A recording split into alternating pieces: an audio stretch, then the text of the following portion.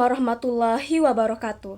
Selamat siang pemirsa semua, kembali lagi bersama saya Nahran Aziza di channel Berita Nahran yang akan menyajikan berita-berita terbaru, terinformasi, dan terupdate untuk Anda semua. Pada siang hari ini, kami akan membahas berbagai topik menarik yang tentunya penting untuk Anda ketahui. Simak berita selengkapnya berikut ini. Mari kita dengarkan berita pertama. Volume sampah plastik di Indonesia meningkat tajam. Indonesia saat ini menghadapi masalah serius terkait sampah plastik yang volumenya terus meningkat tajam. Berdasarkan laporan dari Kementerian Lingkungan Hidup dan Kehutanan, Indonesia menghasilkan lebih dari 65 juta ton sampah setiap tahunnya, dengan sekitar 35% diantaranya adalah sampah plastik. Hal ini diperparah oleh kebiasaan masyarakat yang masih rendah dalam melakukan daur ulang dan manajemen sampah yang belum optimal di berbagai kota besar. Pemerintah daerah pun kesulitan menangani volume sampah plastik yang semakin menumpuk di tempat pembuangan akhir yang kapasitasnya semakin terbatas.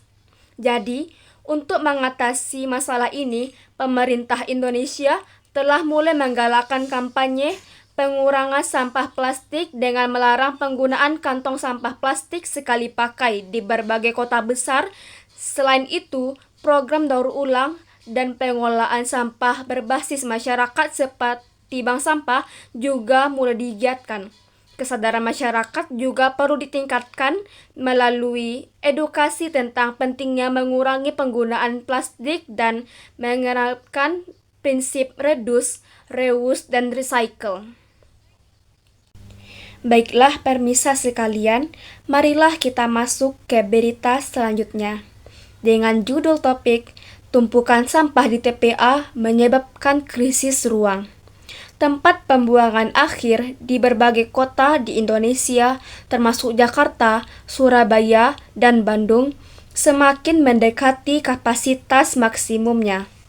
Hal ini menimbulkan krisis ruang di mana tidak ada lagi lahan yang memadai untuk menampung sampah yang terus dihasilkan setiap harinya. Beberapa TPA bahkan telah tutup atau mengalami kebakaran akibat penumpukan zat metana dari sampah organik yang menumpuk terlalu lama. Selain itu, kurangnya fasilitas pengelolaan sampah yang efisien menyebabkan sampah-sampah tersebut tidak dapat dikelola dengan baik, mencemari air, tanah, dan menimbulkan masalah kesehatan. Untuk mengatasi masalah krisis ini, pemerintah perlu memprioritaskan pembangunan fasilitas pengelolaan sampah modern seperti tempat pengelolaan sampah berbasis energi yang dapat mengurangi volume sampah secara signifikan. Lalu, mendorong masyarakat untuk lebih aktif dalam program 3R, yaitu reuse, reduce, dan recycle. Untuk juga bisa menjadi langkah penting termasuk kampanye untuk memperbanyak bank sampah dan program kompos untuk sampah organik. Untuk menutup acara kita pada siang hari ini, maka simaklah berita terakhir berikut ini. Sampah di sungai menyebabkan banjir di kota-kota besar. Permisa, di Jakarta saat ini terdapat beberapa sungai utama seperti Sungai Ciliwung dan Sungai Persanggahan mengalami sedimentasi parah akibat tumpukan sampah. Hal ini menyebabkan ketinggian air sungai naik lebih cepat saat hujan dan meningkatkan risiko banjir besar yang melanda pemukiman di sekitar.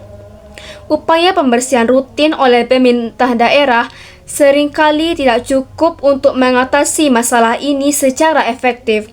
Setiap kali hujan deras turun, sampah yang menumpuk di sungai dan drainase membuat air tidak dapat mengalir dengan lancar, sehingga mengakibatkan banjir yang merusak properti dan infrastruktur.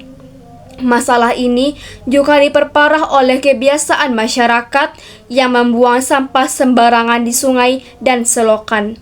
Pemerintah daerah perlu meningkatkan program pembersihan sungai secara terjadwal dan melibatkan masyarakat dalam menjaga kebersihan lingkungan seperti bergotong royong membersihkan selokan secara berkala serta meningkatkan sanksi tegas bagi pelanggar yang membuang sampah di sungai. Selain itu, edukasi masyarakat tentang pentingnya menjaga kebersihan sungai harus digalakkan melalui program-program penyadaran publik dan kampanye lingkungan. Demikian berita yang dapat kami sampaikan pada siang hari ini. Semoga informasi yang telah kami sajikan dapat memberikan wawasan baru dan kesadaran akan pentingnya menjaga lingkungan serta menghadapi tantangan di masa depan. Saya Nahran Aziza sebagai pembawa acara pada siang hari ini pamit undur diri. Terima kasih telah menyaksikan berita Nahran. Tetap jaga kesehatan dan sampai jumpa di program berita selanjutnya. Selamat siang.